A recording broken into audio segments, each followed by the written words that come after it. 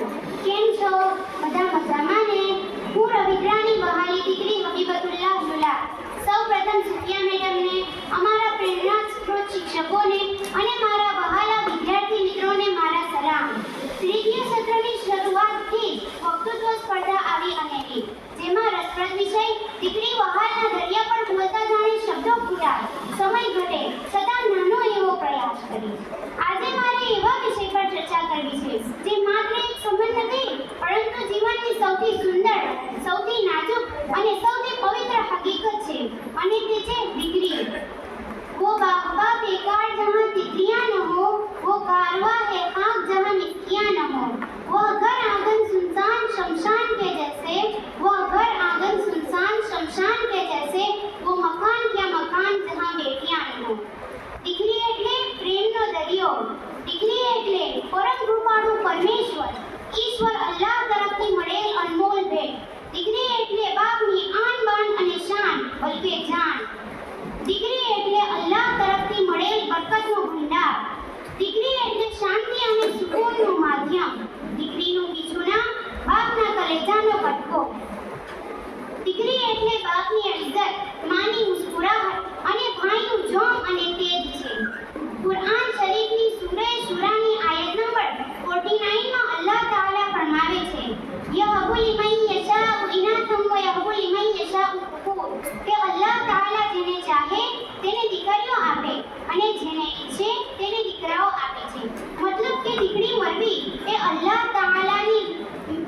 તાઆલાની પસંદગી, અતા અને તેની વિશેષ રહમત છે. માનવ સમાજના કલ્યાણ માટે પોતાની જાત ખપાવનારા ખુદાના પાક પૈગંબર હઝરત મુહમ્મદ મુસ્તફા સલ્લલ્લાહુ અલૈહિ વસલ્લમની હદીસ મુજબ દીકરીના પગલાં એ બરકત અને રોજી વધવાનો સબબ છે. પાક નબીજી ફરમાવે છે કે જેને દીકરીઓ હોય અને તે તેમનું અપમાન ન કરે, તેમને ખરાબ ન કહે અને છોકરાઓને વધારે ન ગણે, કયામતના દિવસે તે જન્નતમાં જશે. બીજી હદીસમાં છે કે જેને બે દીકરીઓ હોય અને તે તેમનું દિલથી સારી રીતે પાલન પોષણ કરે, તેમને સારી શિક્ષા આપે, કયામતના દિવસે તે વ્યક્તિ અને હું આમ સાથે હોઈશું. અને નબીજીએ બે આંગળીને જોડીને ઈશારાથી સમજાવ્યું. મારા પ્યારા સાથીઓ, દીકરી શું છે? દીકરી જન્મે તો નાની અમથી પરી, મોટી થાય તો બહેન, જવાન થાય તો બાપની ઇજ્જત, અને શાદી કરી સાસરે જાય તો परिवार शान बनी जाए छे. बता नहीं सकते कि इन बेटियों के कितने रूप हैं, कि बता नहीं सकते इन बेटियों के कितने रूप हैं, बस ये समझ लो सर्द मौसम में सुहानी सी धूप है.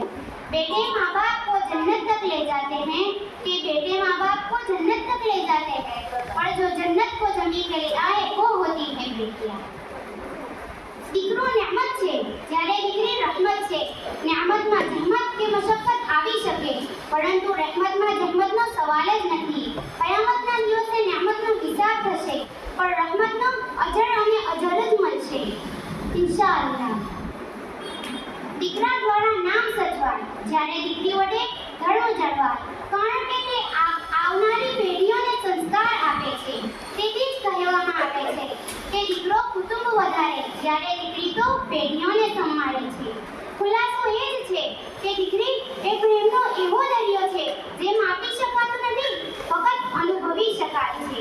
દીકરી એ હૃદયની એવી રોશની છે જે દુઃખના અંધકારમાં પ્રકાશ બની જાય છે. દીકરી એ પરીક્ષા નથી પણ રહમત છે, અને રહમતની હિફાજત કરવાવાળો જન્નતમાં જશે, તે કદી મહરૂમ નહીં રહે. સાદી પ્રસંગે દીકરીની વિદાયગીરી મા બાપ માટે ઘણી જ મુશ્કેલ હોય છે. હિંમતની દિવાલ જેવો સમયની મુશ્કેલ પરીક્ષામાં પણ અધિકમ મજબૂતીથી ઊભો રહેનારો બાપ પણ તે સમયે રડી પડે છે. બાપ એ કહેવા પણ મજબૂર હોય છે કે દીકરી તું ફક્ત આ ઘર છોડીને નથી જતી, પરંતુ મારું દિલ સાથે લઈ જાય છે. પાક પરવરદિગાર આપણને દીકરીની કફાયત, કિફાયત, હિફાજત અને પ્રેમ, આદર, સન્માન, સારી તાલીમ, તરબિયતની તૌફીક આપે. અંતે એક પંક્તિ કરી હું મારું વક્તવ્ય પૂરું કરું છું. बेटियां सबके मुकद्दर में कहाँ होती है, घर जो खुदा को पसंद आ जाए वहाँ होती है. मीठी मीठी प्यारी सी कहानियाँ हैं, बेटियां तो सच्चे रब की मेहरबानियाँ हैं. बेटियां तो सच्चे रब हैं। खिलती हुई कलियां हैं बेटियां, माँ बाप का दर्द समझती है बेटियां।